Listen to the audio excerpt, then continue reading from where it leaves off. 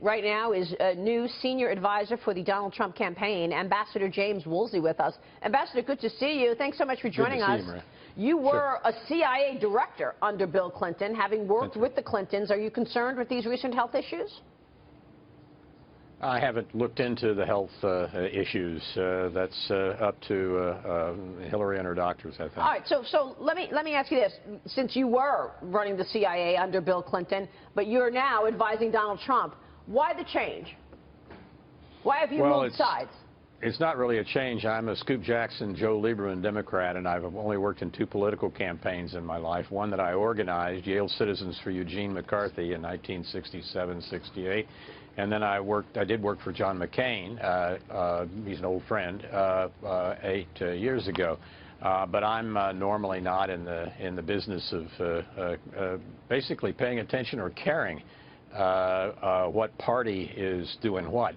That's not among my interests. I focus on national security and energy issues. And that's why you have the credibility and the insight that you do, Ambassador. We appreciate you joining us. You don't care about labels. That's not what you do. I want to get your reaction to the news coming out of Iran right now. On Saturday, the country threatened to shoot down 2 U.S. Navy surveillance aircraft flying near its territory in the Persian Gulf.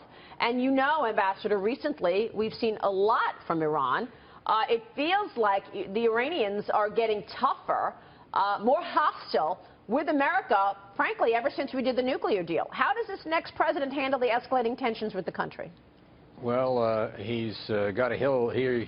I think he has a hill to climb because the Obama administration has systematically caved on all of our dealings with the Iranians. A agreement that was signed and I think never really completed, which is one of its problems, about Iran's nuclear future is terrible. It's the worst and least advantageous to the United States of any international agreement with which I'm familiar. I think the Iranian government has taken heart from this. They also like the hundreds of millions of dollars that are coming into their coffers from opened up money getting free of sanctions. And the Obama administration has been as kind and friendly and helpful to Iran as it has been hostile to Israel. Ambassador, this is Caitlin Huey-Burns here. What exactly has attracted you to Donald Trump on the issue of national security? You've talked about his support for a more robust military budget and that sort of thing. But beyond that, what specifically attracted you to his campaign? Well, there are really two things. One is his commitment to put together the resources that are needed by defense and intelligence and our national security community, and we're very far from having that amount of commitment yet, and I don't see it at all in Hillary Clinton's campaign because she's going to spend so much on new domestic commitments. So that's one. The second is that I now have read some of the materials on the web that were leaked. I went through the materials on Libya, for example. These are very, very detailed intelligence reports. These are the kinds of things that, if they get into the hands of hostile intelligence service, can get people killed. And I said within the last day or two, and I'll reiterate, that I don't think Hillary Clinton was being a good steward of her duties at the Department of State at all if she lets things with this kind of detail and this kind of damage to our ability to collect intelligence to be systematically strewn out into public. Ambassador Tony Saig, thank you for being here.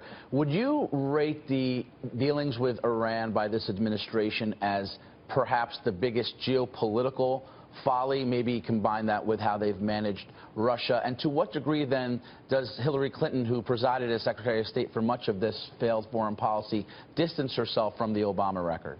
Well, I don't think you can do much worse than the Obama administration's record in dealing with Iran.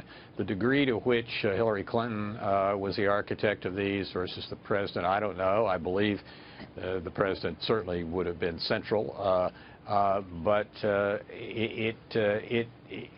it's something that one should not want to be part of. It would be much better just to, when somebody starts giving orders to do things like that, to go find some other job. What do you see that others or some of your former colleagues don't? You know, that letter that so many military men and women signed basically supporting Hillary Clinton. Tell us what you see in Donald Trump that some of your colleagues may not. Well, I see a resolution to support the country and fund what's necessary for defense and intelligence and foreign policy. I see essentially a commitment to security that is not demonstrated by the actions that have been taken by this administration and I think by Hillary Clinton. And we know that the Obama administration continues to say ISIS is on the run, all things that are not ringing true. Ambassador, real quick on Iran, should Donald Trump become president, what is the first thing he needs to do with regards to Iran? You said this is a high hill to climb. Cut off every penny that is going to them and implement, where possible, re-implement older sanctions and implement new ones. A complete economic warfare. And we've already seen $1.7 billion in cash go. You can't get that money back.